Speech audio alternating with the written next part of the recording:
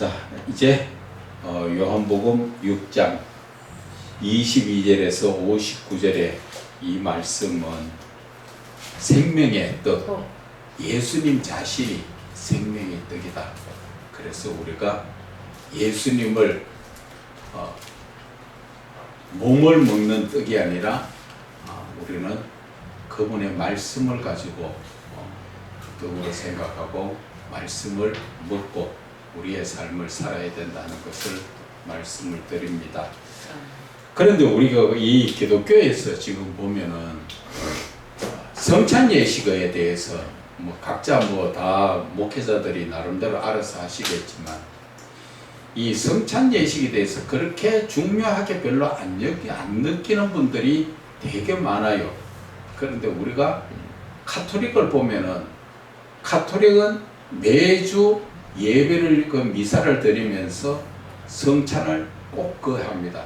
성찬이 없으면 예배를 드린 걸로 인정을 안 할 정도로 그 사람들은 이 성찬에 대해서 아주 중요하게 생각합니다.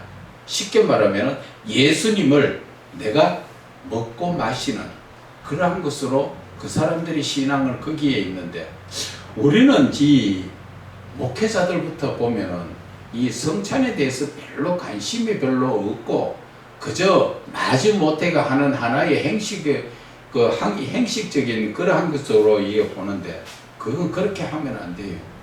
예수님께서 자신을 우리에게 주시기 위해서 이 땅에 일부러 오셨는 그것을 생각할 때 예수님의 그 잔은 바로 약속의 말씀이잖아.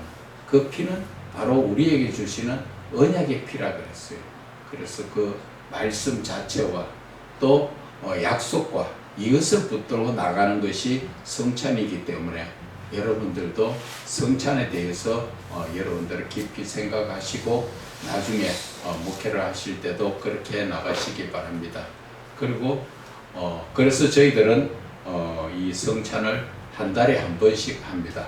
어떤 분들은 그냥 절기에 한 번씩 형식적으로 하는데 우리는 그게 아니고 한 달에 매월 첫째 주일날 우리는 이 성찬 예식을 하면서 정말 거룩하게 그 자리에는 예수님이 자신을 떡과 포도주로 우리에게 주시는 그 의미를 우리가 거룩히 생각하고 받고 그 의미를 깊이 생각해야 한다는 것을 말씀을 드립니다. 그래서 요한복음 6장 60절에서 65절에는 영원한 생명의 말씀, 예수님 자신의 말씀을 말씀하시는 것입니다. 그리고 6장 66절에서 71절 말씀을 잠깐 한번 찾아봅시다. 요한복음 6장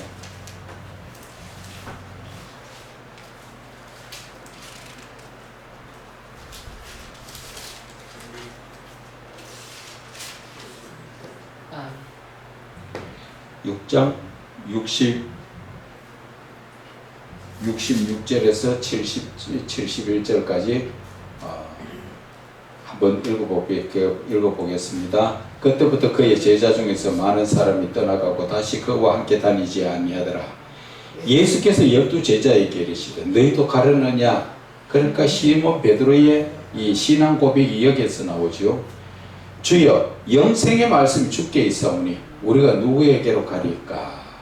지금 이 말씀 자체가 여러분들도 마찬가지입니다. 내가 지금 세상에 속했는가? 아니면 하나님께 속했는가?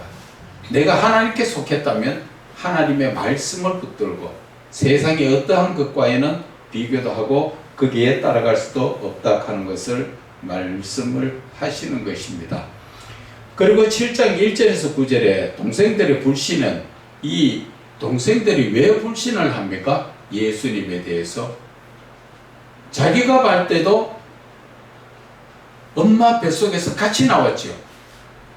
그런데 아버지에 대해서는 예수님은 하나님의 아버지이시고 성령으로 잉태된 것을 그들은 깨닫지 못하고 아버지도 계시는데 엄마 뱃속에서 같이 나왔는데 뭐라고 이야기합니까? 예수님이 하늘에서 내려왔다.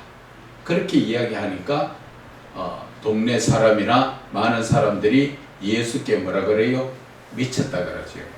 우리가 봤을 때 그 형제 자매들이 다 우리와 같이 있는데 지금 무슨 하늘에서 내려왔느냐. 그래서 미쳤다.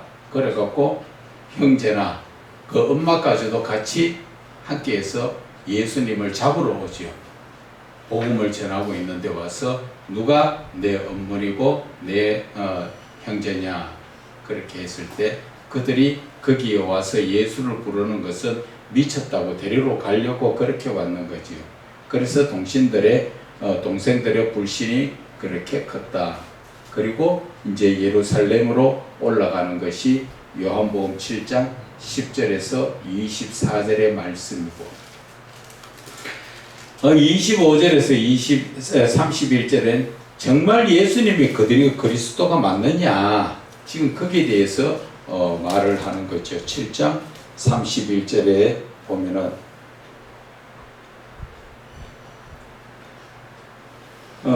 25절에서 30절 예수님을 잡고 이제 너희가 나를 알고 내가 어디서 온 것도 알거니와 내가 스스로 온 것이 아니라 나를 보내신 이는 참되시니 너희는 그를 알지 못하나 나는 아노니 이는 내가 그에게서 났고 그가 나를 보내셨습니다.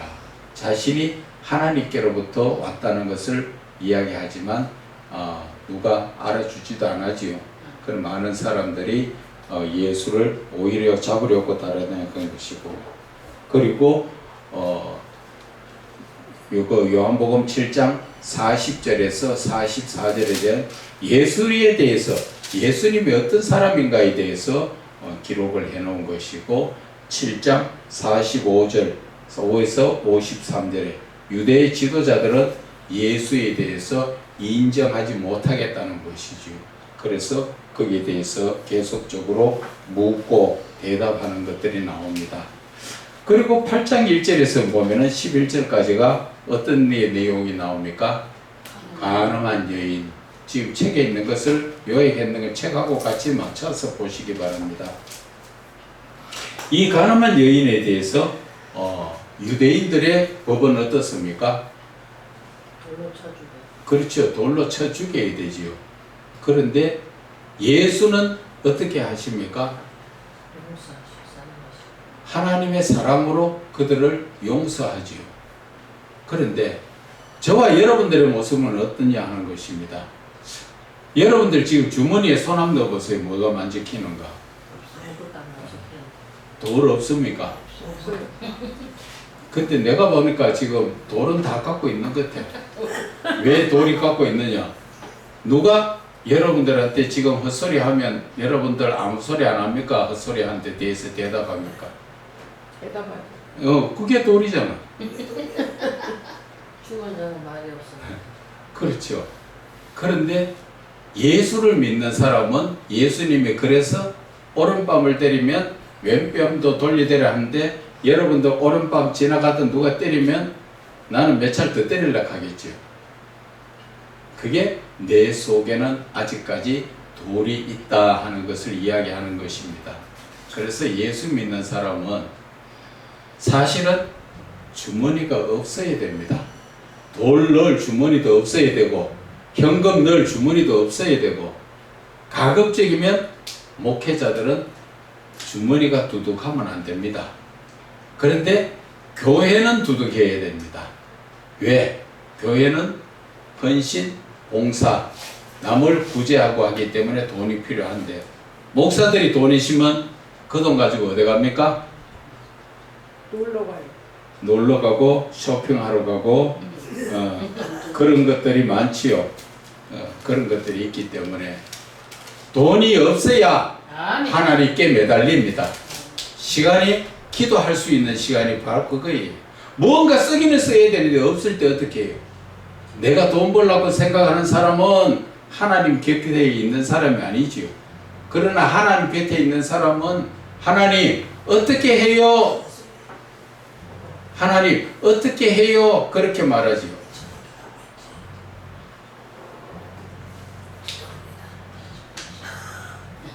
집중합시다. 그래서 내가 뭐를 해야 돼요? 돈 없으면 하나님 앞에 어떻게 해요? 기도해야지. 기도하는 거예요. 그게 습관이 되어야 된다는 거죠. 그럴 때 하나님은 일용할 양식, 내 필요한 대로 그때 맞춰서 하나님이 다 주십니다. 그런 것을 여러분들이 체험을 해봐야 아멘. 참, 우리 하나님은 나와 계속 함께 하시는 하나님이구나. 내가 지금 잠깐 기도해도 들으시는 하나님이시구나. 아멘. 누구처럼?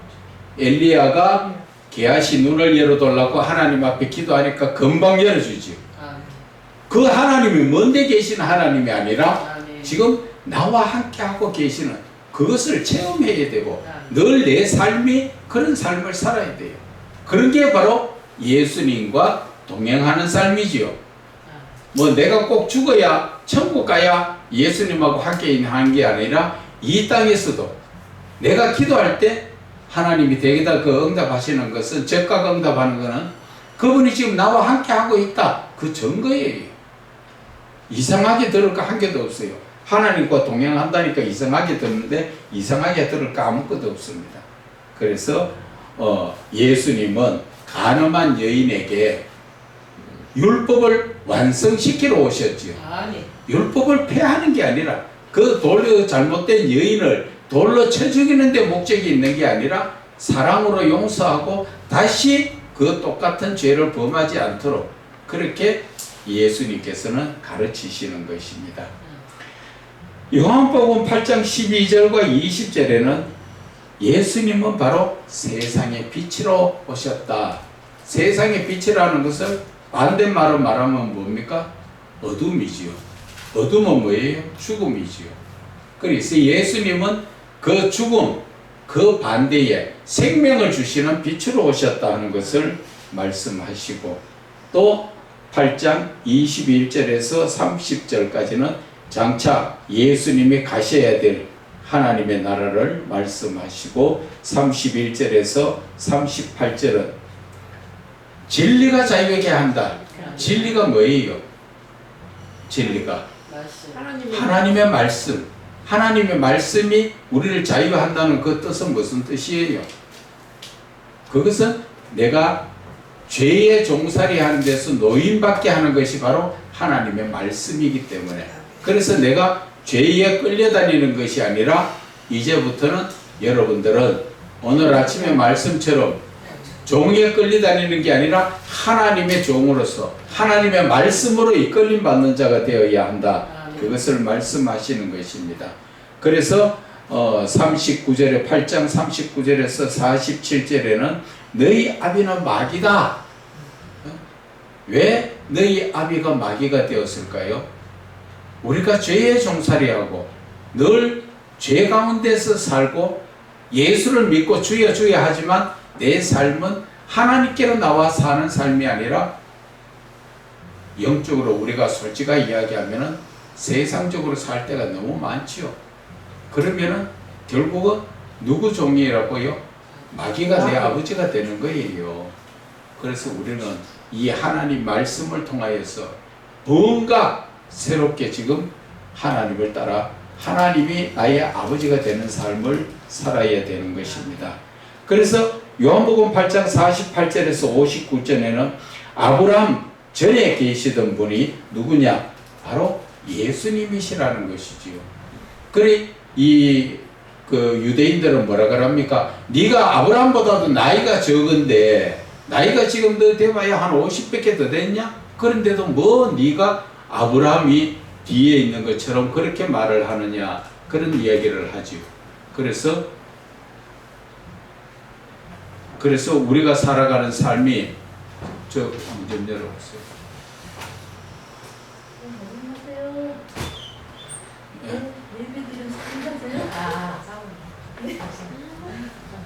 오셨네. 네.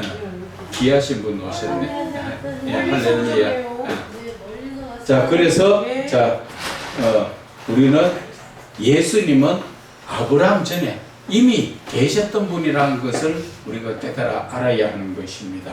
자, 그리고 요한복음 9장 1절에서 12절에는 나면서부터 맹인된 사람, 이기에서 그 유대인들은 이야기하죠. 예수님 보고 누구의 죄로 인해서 맹인이 되었습니까?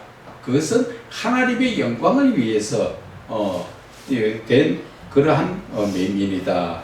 그래서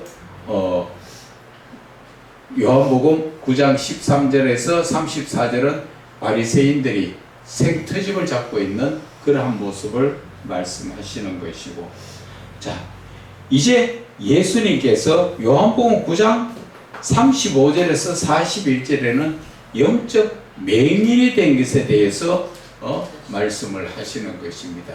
영적 맹인. 그래서 그 책을 한 권 갖다 드리지요. 자, 영적 맹인.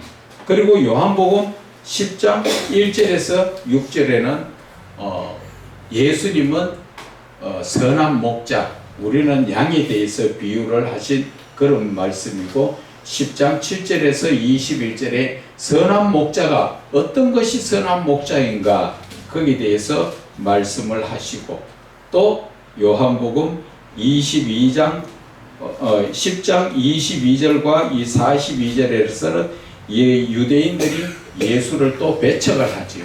거기에 대해서 말씀을 해 놓으신 것입니다.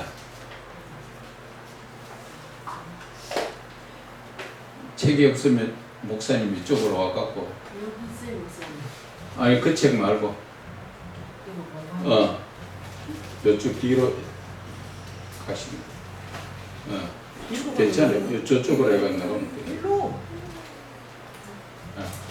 그래서 요한복음 11장 1절에서 16절에는 나사로의 죽음에 대해서 말씀을 하시지요.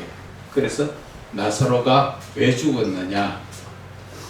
예수님께서 하나님이심을 나타내기 위해서, 그래서 나사로가 죽음을 당하고, 그리고 완전하게 사람들이 봤을 때 도저히 살 수 없다 할 정도의 죽음이 되었을 때 예수님은 그를 살리심으로써 많은 사람들 앞에 하나님의 놀라운 그 권능을 보여주시는 거지요. 그래서 요한복음 11장 17절에서 27절에는 부활의 예수, 부활 생명이신 예수에 대해서 말씀을 하시는 것입니다. 그리고 11장 28절에서 37절에는 예수님께서 눈물을 흘리시는 그러한 것을 말씀하시는 것입니다. 그래서 지금 왜 눈물을 흘리시는가? 그것은 예수님의 여러 모습을 볼 수가 있지요. 영적으로 바라보면은 그분이 말씀을 전하여도 제대로 깨닫지 못하니까 안타까움도 있었고, 또 육신적으로는 사랑하던 자가 죽음을 당했으니까 거기에 대해서 안타까움과, 또 많은 사람들이 또 모든 것들이 또 제대로 깨닫지 못하고 예수님을 비방하는 이런 모습 자체에서 예수님께서 눈물을 흘리시는 것을 바라볼 수가 있고, 자, 요한복음 11장 38절에서 44절에는 다시 살아난 나사로, 정말 이 나사로가 우리가 그렇지요. 금방 죽었다 다시 살아나면은 기절했다가 다시 깨어났다 할 수도 있고 하기 때문에 예수님께서는 나흘이나 지나도록 완전한 죽음 속에서 그 마르다가 뭐라고 이야기합니까? 죽어서 냄새가 나나이다. 이미 냄새가 날 정도로 썩을 정도의 삶이 되었지만 하나님께서는 그를 살리심으로써, 그래서 하나님이 하셨구나 하는 것을 깨달아 알 수 있도록 하는 것입니다. 자, 예수님께서 이제 나사로까지 살려고 나니까 많은 사람들이 더 믿음이 그 나사로를 찾아 나가지요. 그러다 보니까 지금 예수님하고 그 살아난 증거가 되는 나사로까지 다 죽이려고 하지요. 누가? 제사장들이. 아예 근본까지 예수님의 능력과 그 결과물까지 나사로까지 지금 다 죽여버리려고 그렇게 그들은 음모를 꾸미려는 것입니다. 그래서 이제 그 사건이 지나고 요한복음 12장 12절에서 19절에 보면은 예수님께서 예루살렘에 이제 나귀를 타고 들어가는 그러한 모습을 보지요. 그리고 12장 20절에서 26절에 예수를 찾은 헬라인들이 이제 예수를 찾으니까 예수님께서 이제 내 때가 왔다 그러시면서 무슨 말씀하십니까? 한 알의 밀알이 땅에 죽으면 많은 열매를 맺고 죽지 않으면 한 알 그대로 있느니라 그 말씀을 하시고 12장 27절과 36절에는 예수님 이제 죽으실 것을 이제 예고하시지요. 그리고 12장 37절과 43절에 유대인들의 불신 끝까지 예수를 믿지 않는 그리고 요한복음 12장 44절에서 50절에 보면은 마지막 날에 심판을 예고하십니다. 그러시면서 예수님은 요한복음 13장 1절에서 20절까지 내용이 뭡니까? 발을 씻어주지요. 그런데 여러분들 솔직한 얘기로 발을 씻어줘 본 적 있습니까? 누구 발? 그렇죠. 그건 잘했어요. 해봐야 돼요. 그것을 해볼 때 어떤 느낌이 들었어요?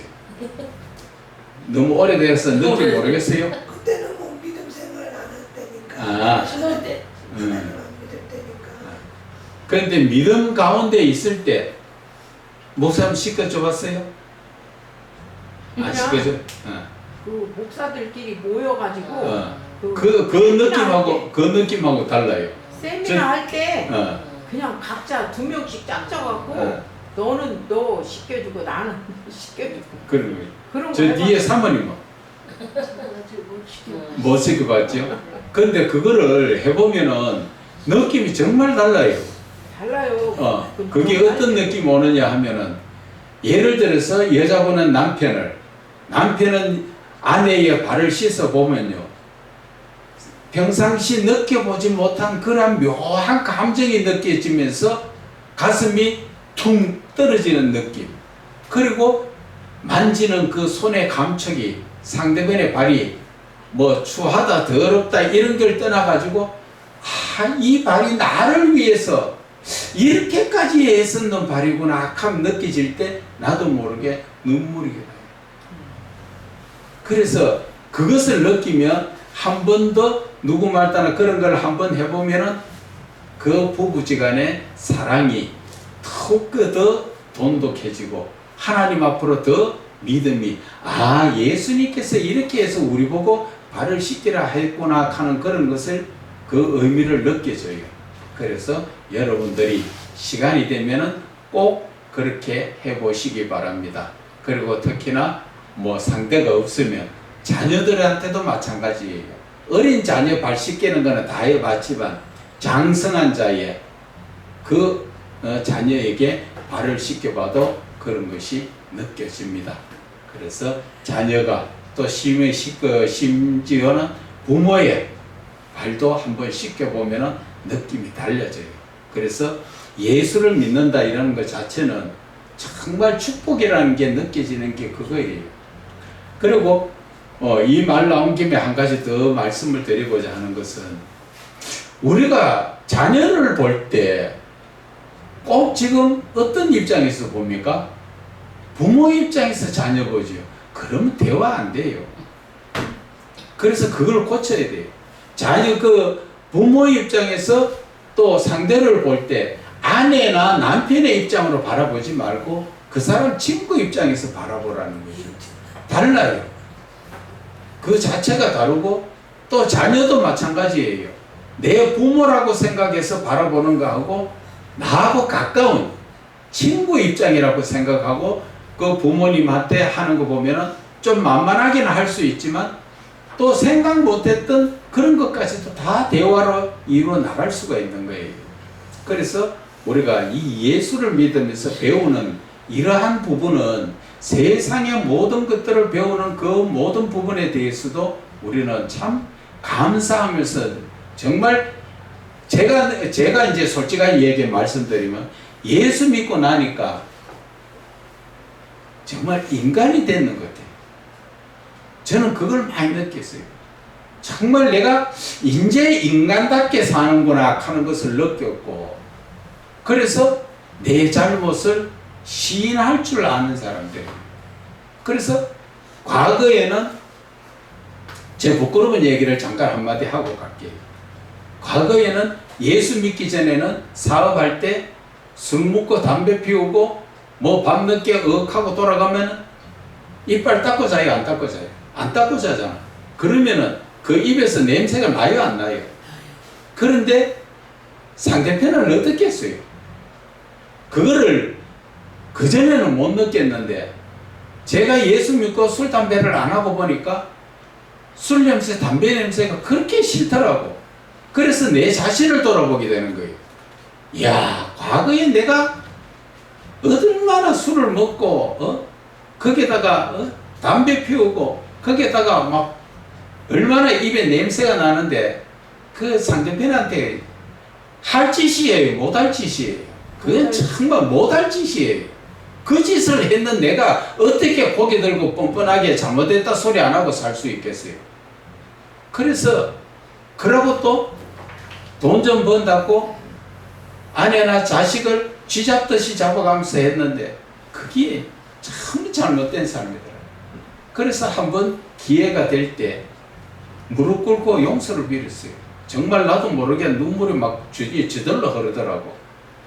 그래서 예수 믿는 게 참 잘 믿었구나. 첫째는 내 모습을 볼 수가 있다는 거죠. 내가 잘못된 내 모습을 바라보고 상대편에게 내가 또 과거 같으면은 감히 내가 어떤 사람인데 용서를 구해. 그러나 예수를 믿고 나니까 내가 무릎이 꿇어지더라는 것이죠. 그것이 제가 생각할 때는 인간다운 삶을 사는 기본적인 모습이 바로 그것이 아니었는가. 그래서 예수를 믿었는 게 참 잘 믿은 거고, 나는 이 세상에서 어떠한 로또가 몇백 개, 몇천 개보다도 나는 예수 믿은 게 나는 내한테는 로또예요. 그래서 저는 세상의 삶에 더 이상 안 빠지려고 그렇게 발버둥 치고 그렇게 지금까지 살아오고 있는 거예요. 그래서 저와 여러분은 복받은 사람이라 하는 것을 아시기 바랍니다. 요한복음 13장 21절과 30절에 보면은 유다가 이제 예수님의 팔, 그러한 그 말씀에 대해서 예고를 해 주셨고, 이제 31절과 35절에는 새 계명을 주시고, 36절과 38절에 이제 베드로가 3번 부인할 것을 예고하시는 그러한 말씀이지요. 그리고 14장 1절에서 14절의 말씀은 길과 진리의 생명이신 예수님에 대해서, 15절에서 26절의 말씀은 성령이 이제 오실 것이다. 성령이 오셔서 예수님이 가셔야, 예수님이 가서 보내주신다 그랬거든. 예수님이 가셔야만 오실 수 있는 성령은, 그게 우리는 예수님을 잃어버렸다고 안타까워할지 모르지만 예수님은 뭐라 말씀하셨어요? 내가 가는 게 더 큰 너희들한테는 보여서 성령이 오는 것이 더 큰 유익이다. 그 말씀을 하시고, 그리고 14장 27절과 31절에 예수께서 주시는 평화, 이것은 우리가 생각할 때 예수님께서 주시는 평화 이렇게만 볼 수가 있지만, 이 평화는 평화의 본질이라고 볼 수 있죠. 하늘에 있는 하나님의 그 평안을 우리에게 주신다 하는 것이죠. 그래서 이러한 평화는 우리가 세상에서 느끼보지 못한, 우리가 세상에서 평안은 뭐예요?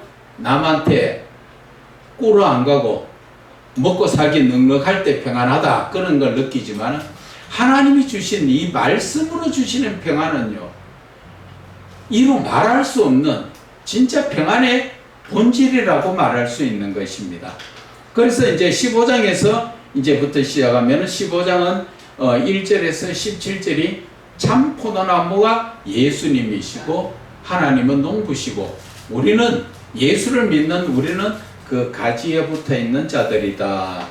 그래서 15장 18절에서 27절에는 하나님의 자녀를 미워한다. 그것이 바로 예수를 미워하는 그 이방인들의 이방이 아니라 유대인들을 두고 이야기하는 거지요. 그리고 16장 1절에서 4절에는 닥쳐올 핍박을 예고하시고 중요한 것은 요한복음 16장 5절에서 15절에 성령이 오시면 하는 일에 대해서 거기에 대해서 성경은 말씀해 놓으신 것이고 슬픔이 기쁨으로 바뀌는 그러한 역사의 말씀을 하시는 것입니다. 그리고 16장 25절에서 33절에는 세상을 이기신 주님, 결국 예수님께서 모든 것을 이겨놓은 것을 우리는 믿기만 하면 그 이긴 것이 내 것이 되지요. 그래서 예수님이 그 이겨놓으신 세상의 모든 그 권세를 예수님 혼자 가지시려고 하는 게 아니라 믿는 자들에게 상속으로 다 주시기 위한 하나님의 크신 권능이지요. 그래서 우리가 예수님을 믿기만 하면 예수님께서 세상을 이긴 것을 우리도 이길 수 있다. 그리고 17장 1절에서 5절에는 예수님의 기도와 또 6절에서 26절은 제자들을 위해서 기도, 그리고 18장에서부터는 어떻게 됩니까? 이제 예수님이 골고다 언덕 게세마네 동산에서 이제 잡혀 끌려가 가시는 그런 것을 보시는 것이고, 그리고 18장 15절에서 27절에는 베드로가 결국 예수님의 예언하신 말씀처럼 3번 부인하게 되고, 28절에서 19장 16절까지는 예수님의 십자가에 대한 판결을, 이 판결은 결국은 죽을 죄가 있어서 판결을 받는 게 아니라 빌라도가 뭐라 그랬죠? 몇 번을 신문하면서 나는 이 사람에게 죄를 찾지 못했다 이야기하는데 제사장들이 뭐라 그래요? 그를 십자가에 못 박으라고 그렇게 함으로써 결국 요한복음 19장 17절과 37절에 십자가의 죽음을 당하시고, 그리고 요한복음 19장 38절과 42절에는 무덤 속에 이제 예수님이 들어가시는 걸 보는데, 이 무덤은 바로 그 예수님이 십자가에 달리신 그 동산에 있는 무덤이지요. 그 누구의 무덤이에요?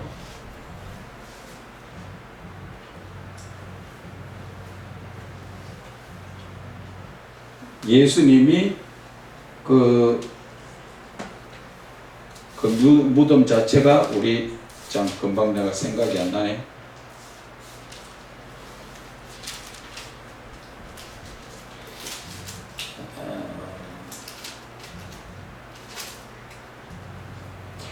아리마대 사람 요셉이지요. 지금 이렇게 된 거예요. 그림으로 우리가 잠깐 우리 예수님의 십자가를 보게 되면은 이런 언덕이 골고다 언덕이지요. 언덕에 이 자체에 여기에서 예수님이 십자가에 죽으셨다고 하면은 이 동산이 누구 거냐? 아리마대 요셉 사람 것인데, 요셉이 자기가 죽으면 들어가려고 이 굴을 파놓은 거예요. 무덤을 파놨던 거예요. 그래서 이 무덤에 여기에서 예수님을 바로 여기에 바로 입관이 아니라 바로 장례를 했던 그 예가 어떤 상황이 있느냐 하면, 여기에서도 우리가 그냥 넘어가는 것이 아니라 잘 보셔야 돼요. 지금 예수님이 죽으실 때 몇 시에 죽으셨어요? 12시에 죽으셨죠?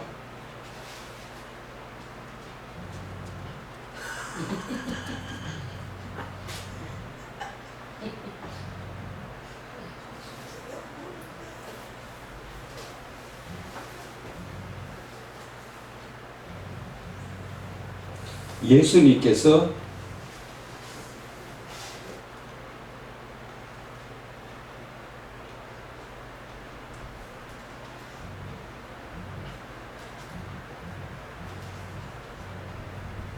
지금 왜 이야기가 여기에 나오나 하면은 이 유대인들의 시간, 날짜 시간이 유대인들의 날짜 시간이 해가 지면 해지는 시간이 오후 6시를 기준하거든요.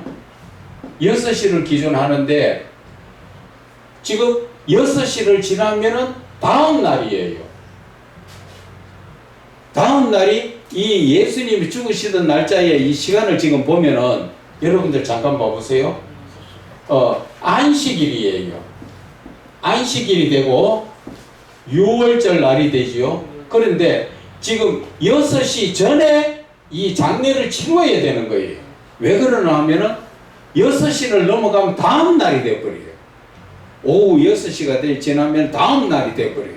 그래서 다음 날은 안식일이고 6월절이기 때문에 이런 그 장례 행세를 못하지요. 부정하고 깨끗하지 못하다고 그런 생각을 하기 때문에.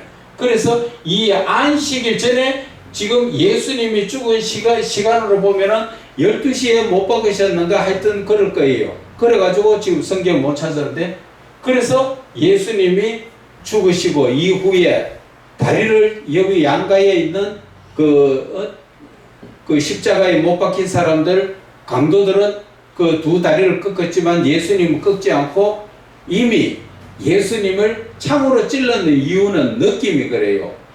그 전에 예수님은 고난을 너무 많이 당했잖아요. 그만큼 많이 그 매를 맞고 피를 흘리고 그만큼 했기 때문에 그 구태에 다리를 안 꺾어도 이미 빨리 죽었다 그렇게 다 인정을 한 거지요. 그래서 그를 예수님은 창으로 그냥 옆구리를 찔러가 물과 피가 쏟아진 거고, 그래서 죽고 나서 해지면은 다음 날이 되니까 이 날에 급하게 지금 6시 이전에 장례를 치르려니까 가까운 그게 없잖아요. 그 무덤이 없잖아요. 그런데 마침 아리마대 요셉이라는 사람이 부자인데 이 사람이 자기가 이 동산의 주인인 거예요. 그래서 자기가 죽으면 들어가려고 무덤을 파놨던 자리에 결국 가까우니까 금방 여기에다가 아리마대 사람 요셉이 어디에 있어요? 예수님 빌라도에게 예수님 시체를 달라 그랬잖아요. 그런데 예수님 시체를 받기 전에 제자들은 다 어디 갔어요? 다 도망가고 없었잖아요. 다 도망가고 어떻게 장례 치룰 사람이 없잖아요. 그 여자들만 있잖아요. 그래서 이 아리마대 요셉이 누구하고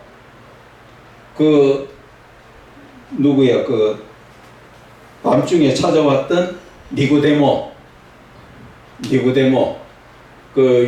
니고데모하고 같이 뭐를 했습니까? 여기에 보면 나오지요.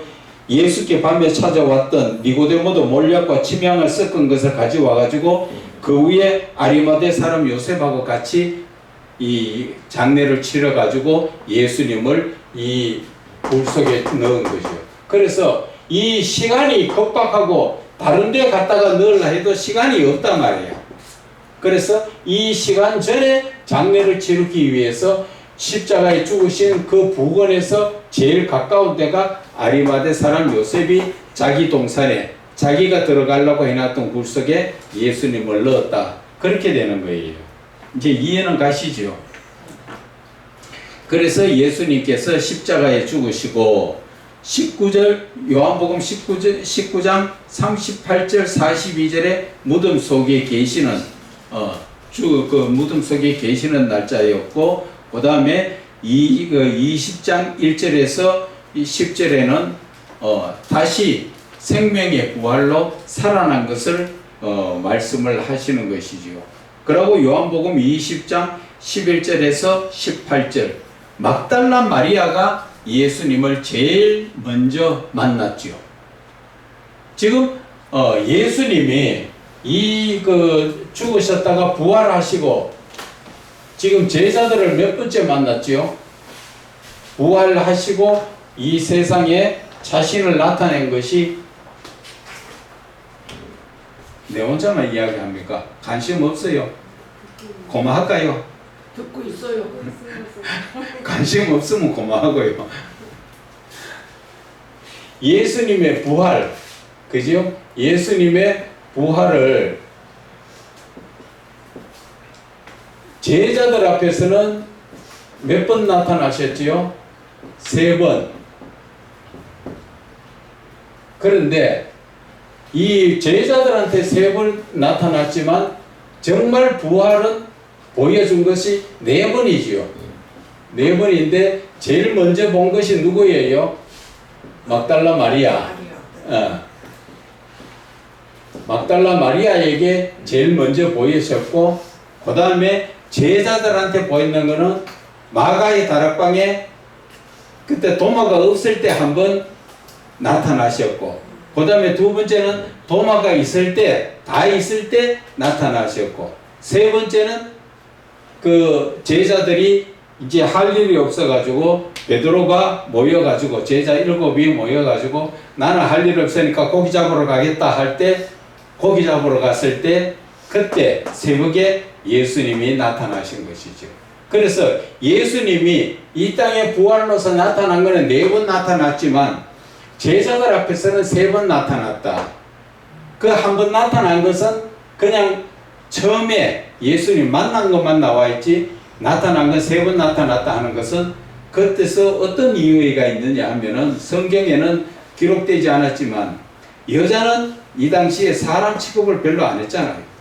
그래서 계수할 때도 남자는 20세 이상, 그런 사람들만 50세 안쪽으로 사람 취급하는 그러한 입장이었죠. 그래서 예수님이 막달라 마리아에게 처음 나타난 것은 성경에 한번 그렇게 나와 있지만 3번, 제자들에게는 3번째 나타난 것이라 말씀을 하는 게 바로 그런 겁니다. 자, 그래서 이제 살아나셨고, 요한복음 20장 11절 18절에는 막달라 마리아를 만났다. 막달라 마리아가 그때 지금 우리가 여기서도 잠깐 한번 봅시다. 막달라 마리아가 다른 제자들하고 다 같이 무덤에 갔었지요. 그런데 다른 제자들은 아무도 예수님 못 만났지요. 그런데 막달라 마리아는 어떻게 예수님 만났을까요? 그런데 왜 어떻게 해서 만났을까요? 제자들은 못 만나고 다 돌아갔는데 막달라 혼자 마지막까지 혼자서 남아 있었습니다. 남아 있었다고 만난 게 아니지요. 눈물로 찾았잖아요. 눈물로 기도해서 그렇죠. 만나. 그 눈물의 기도가 얼마나 힘이 있습니까? 그것이 보면은 우리가 보면은 히스기야가 어떻게 돼요? 눈물의 기도로 할 때 하나님이 그 눈물을 들었다 봤다 하시잖아. 눈물의 기도라는 것은 영적으로 말하면은 우리의 눈을 씻어주는 세상적인 것을 다 씻어내리고 영적인 눈을 뜰 수 있는 부분과 마찬가지예요. 그래서 막달라 마리아가 예수님을 간절히 찾았지만 눈물로 찾으니까 예수님이 보여줬지만 뭐라 그래요? 나는 아직까지 하나님께로 가지 않았는 그러한 몸이니까 손대지 마라 그러잖아. 그건 신령한 육체였기 때문에 우리가 죄인으로서는 손대면 안 되는 그러한 모습이는 것이지요.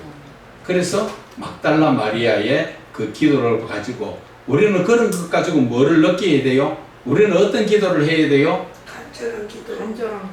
간절한 눈물로 하는 간절한 기도. 그를 기도할 때 하나님을 빨리 만날 수 있다는 것이죠. 그래서 하나님은 눈물에 좀 약하신 분이 아닌가. 그래서 히스기야가 죽음을 앞두고 하나님께서 너는 죽는다 정리하라 그랬지만 그가 벽을 바라보면서 눈물로 하나님 나가 지금까지 믿어왔던 것을 좀 기억해 주십시오 하니까 하나님께서 이사야 선지자에게 뭐라 그럽니까? 히스기야의 눈물의 기도를 받다. 거기에서 그냥 기도를 들었다가 아니라 눈물의 기도를 받다는 것이죠. 그리고 그 생명을 자신이 확정했던 것도 임의로 물려주시는 그런 하나님이시라는 것이죠. 그래서 저와 여러분들이 정말로 눈물의 기도를 많이 해보면은 좀 더 하나님께 가까이 갈 수가 있다는 것을 저는 또 그것을 실질적으로 같이 있는 목사님을 통해서 많이 봤습니다. 우리 목사님 과거에 한참 많이 기도할 때는 주머니가 2개인데 2개 다 손수건이 2개 다 있는데 안 깨끗해요. 한쪽은 한쪽에는 눈물, 한쪽 수건은 콧물 이래갖고 뒤에 그런 손수건만 양쪽에 넣어 다니는. 그래서 기도만 시작하면 눈물로 시작해서 아버지 감사하던 그때 참 그렇게 할 때 하나님의 능력이 많이 나타난 것을 봤어요. 그래서 여러분들도 가급적이면 억지로 눈물은 안 나오지만 하나님 앞에 한번 눈물은 절대 안 나와. 그것이 좀 더 간절하게 들어가고 내 자신의 모습을 좀 더 보면은 그게 나옵니다. 그리고 첫째는 내 자신의 모습을 좀 돌봐야 돼요. 내 자신이 어떤 모습인가 그렇게 해서 기도를 하시면은 눈물의 기도가 될 것이다 말씀을 드립니다. 그래서 막달라 마리아가 예수님을 만나고 20장 19절에서 23절에 이제 예수님께서 제자들을 만나는데 어디에서 만났어요? 마가의 다락방에서. 처음에는 도마가 없을 때 만나지요. 그래서 20장 24절에서 29절에는 도마가 예수님이 안 계실 때 제자들하고 만나가 예수님 만났다 그러니까 의심을 하지요. 나는 그 상처에 십자가에 못 박혔던 그 못자국 손에 손을 넣어보고 또 옆구리를 확인해야 되겠다 그렇게 이야기했고, 그래서 결국 예수님이 2번째 그 마가의 다락방에 도마가 있을 때 와서 자 너도 여기에 손을 넣어봐라. 보고 믿는 것보다 보지 않고 믿는 것이 복되다. 그런 말씀을 하셨지요. 그리고 20장 이제 30절 31절에는 이 책을 왜 기록했느냐? 이 책을 기록한 자가 누구예요? 사도 요한이지요. 요한이 우리가 사도라고 붙여야 되는 게 그거예요. 안 그러면 세례 요한도 요한이고 요한이 많기 때문에 사도라는 걸 붙여줘야 이 책을 기록한 목적은 결국은 예수님이었었다. 그분이 그리스도시다. 하나님의 아들이셨다 하는 것을 말씀하시지요. 그래서 21장 1절에서 14절에 7 제자를 만난 게 3번째 제자를 만나는 예수님의 부활하신 후의 모습이지요. 7 제자는 어디서 만났습니까? 디베랴 호숫가에서. 거기에서 그 제자들이 뭐 했습니까? 고기를 잡는데 그때에 그 사도 요한이 뭐라 그럽니까? 지금 예수님이 밖에서 계신다 할 때 베드로는 어차피 물에 뛰들면은 그 겉옷이 다 젖어지는데도 겉옷을 걸치고 예의를 갖추지요. 예수님 앞에 자기가 그렇게 기다리던 예수님을 만나기 위해서 예의를 갖춰가지고 물속에 뛰어들어서 그래서 예수님 앞에 오는 것이고, 그리고 이제 예수님이 양을 먹이라. 누구 보고 하는 소리예요? 베드로에 보고 한 소리였죠. 이 성경상에서는 베드로 보고 이야기한 것입니다. 그러나 오늘날 저와 여러분들이 이 말씀에 해당자가 되는 거예요. 여러분들한테 예수님께서 오늘 베드로에게 하신 말씀대로 한번 해볼까요? 너희는 이 사람들보다 나를 더 사랑하느냐? 그렇게 물었지요. 그것은 지금 베드로를 찍어가지고 베드로를 찍어가지고 7 제자 중에 베드로 하나를 딱 찍어 네가 이 6명보다도 더 나를 사랑하느냐? 지금 그렇게 첫 번째는 그렇게 물었죠. 두 번째는 어떻게 묻습니까? 너는 나를 사랑하느냐? 1대1로 베드로와 나와의 1대1 예수님과 베드로가 1대1로 너는 나를 사랑하느냐? 그렇게 예수님이 물으시는 그래서 양을 먹이라 이 말씀을 주시는 것은 결국은 예수님이 3번이나 물으신 이유는 사랑의 목적을 가지고 있다는 것을 아셔야 돼요. 양을 치는 자, 목회자의 길을 가는 사람은 사랑 없이는 할 수가 없다는 것을 말씀하시는 거예요. 그래서 저와 여러분이 이 말씀을 통하여서 여러분들은 어떻게 해야 돼요? 사랑으로 허물을 덮을 줄 알아야 돼요. 그 사람이 어떻다? 이 사람이 어떻다? 그렇게 이야기할 것이 아니라 하나님의 사랑으로 허물을 덮고 내가 이해하고 용서하는 그러한 삶을 살아야 한다는 것을 말씀하여 주시는 것입니다. 아멘. 자, 그리고 21장 20절과 25절 사랑하는 제자들에게 예수님께서 이제 마지막 모든 것들을 말씀하시고 떠나가는 그러한 모습들을 보는 것이지요. 그래서 오늘 21장에서 말씀하시는 것은 주된 목적은 뭐냐? 우리 목사들이 제발 옆에 있는 사람들한테 신경 쓰지 말라는 것이죠. 그것이 오늘 어디에 말씀이 나옵니까? 21장 요한복음 21장 23절의 말씀이지요. 22절부터 너는 나를 따르라 19절에 말씀하신 그 말씀에 22절에 내가 올 때까지 머물게 할지라도 네가 무슨 상관이 있느냐? 옆에 사람 제발 좀 신경 쓰지 말라는 거죠. 그 사람이 구덩이에 빠졌든지 말았든지 주의 종은 하나님께 맡기라는 거죠. 나는 내가 부르는 하나님만 따라가면 된다는 거죠. 예수님의 그거예요. 그런데 우리는 옆에 있는 다른 목자들을 너무 많이 쳐다봐요. 저 사람은 저렇고 이 사람은 이렇고 그걸 많이 해요. 그런 거 하지 말라는 거죠. 그거 할 시간이 있으면 말씀 더 보라는 거죠. 하나님이 원하시는 것은 너는 나만 따라라는 거죠. 나만 바라봐라는 거죠. 그렇게 하지 못하다 보면 우리가 엉뚱한 데 신경을 많이 쓰게 되는 것입니다. 그래서 우리가 이제 요한복음 1장 1절부터 이제 다시 들어가는데 지금까지의 시간은 뭐를 했어요? 다 지금 요약을 해서 반 거예요. 그럼 이제 세부적으로 봐야 되죠. 쉽게 말하면은 우리가 지금까지는 이 요한복음에 대해서 전체를 봤죠. 요한복음 전체를 봤습니다. 전체를 어떻게 봤어요? 요약을 했죠. 요약을 해가 봤습니다. 쉽게 말하면은 우리가 성경도 전체를 보고 그 다음에 각 복음을 보고 그 복음 안에서 각 절을 봐야 되죠. 그런 식으로 봐야 돼요. 쉽게 이야기하면 높은 데 서가지고 숲을 봐야 되죠. 숲을 먼저 숲을 보고 그 다음에 내려와가지고 숲 속에 그 각자 나무를 봐야 됩니다. 이런 식으로 봐야 여러분들이 성경이 쉬워져요.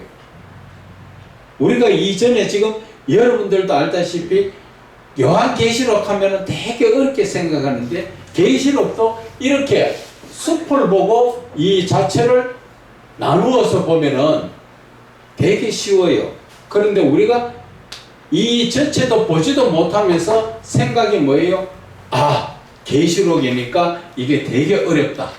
이 계시록은 조심해야 된다. 이런 생각부터 먼저 가지고 있기 때문에 이 계시록이 어려운 거예요. 우리가 지금 잠깐 교재를 다시 뒤로 한번 돌려봅시다. 뒤로 돌려보면은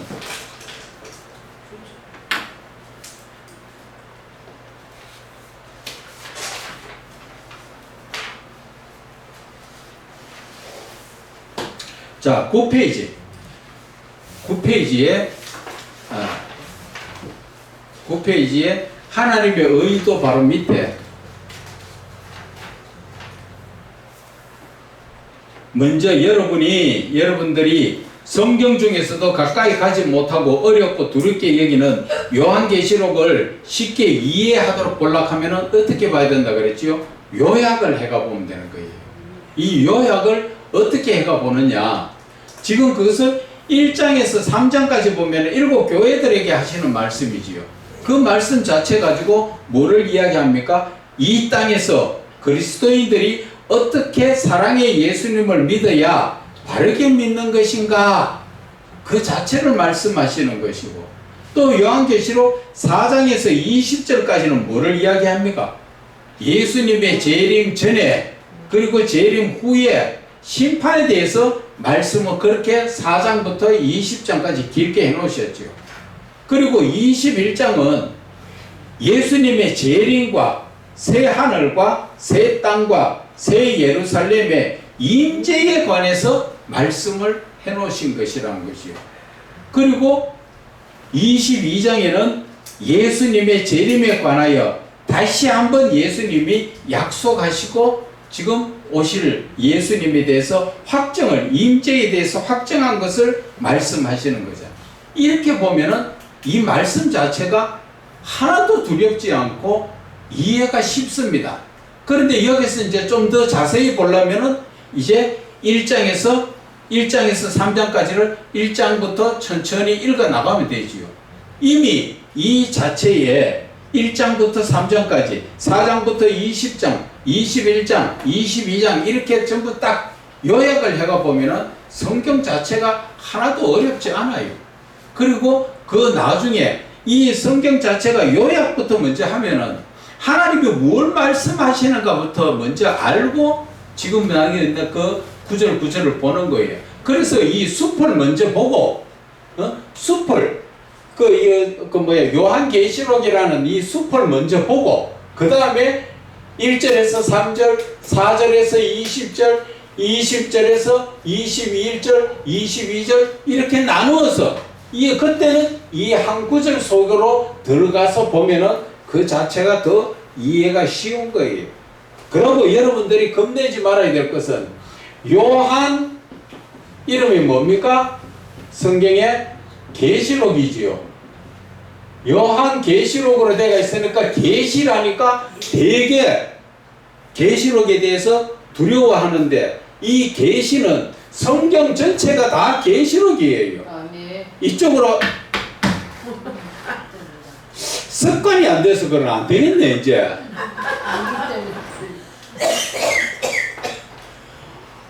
그래서 모두가 성경 전체가 다 계시예요. 계시. 이 계시가 뭡니까? 요한이 하나님이 보여주시는 그 환상 속에 보고 계시 주신 것을 기록해 온 것이 요한 계시록이지요. 구약 성경에도 여러분들 구약 선지자들이 보면은 하나님이 환상 속에서 보여주시고 이끌어 주신 게 많아요. 그런데 그거를 계시라고 안 하고 이름만 적어 놓으니까 뭐 이사야 뭐 아모스 전부 뭐 그래 적어 놓으니까 별로 아무것도 아닌 것 같이 보지만 이게 요한으로 계시록으로 붙이면 다 두려운 말씀들이에요. 그러나 그것을 두렵게 생각하지 말고 모두가 다 계시록이다. 그렇게 해서 말씀을 보면은 여러분들 성격 자체가 두려움이 들지 않기 때문에 편안하게 성경을 볼 수 있는 거예요. 그래서 성경을 자꾸 어렵다 생각을 하면은요, 더 이해가 안 가요. 그리고 이 성경을 볼 때 제가 뭐라고 말했죠? 항상 누구와 함께? 삼위의 하나님이 함께 하시면 그분이 풀어주시기 때문에 문제가 될 게 한 개도 없어요. 어려운 게 한 개도 없어요. 누가 풀어줘요? 기록하시라고 했던 성령 하나님이 기록하라고 하셨던 성령 하나님이 나에게 오셔가지고 그분이 직접 기록해 풀어주시는데 뭐가 어렵습니까? 그래서 요한일서 2장 27절 빨리 찾아가 읽어봅시다.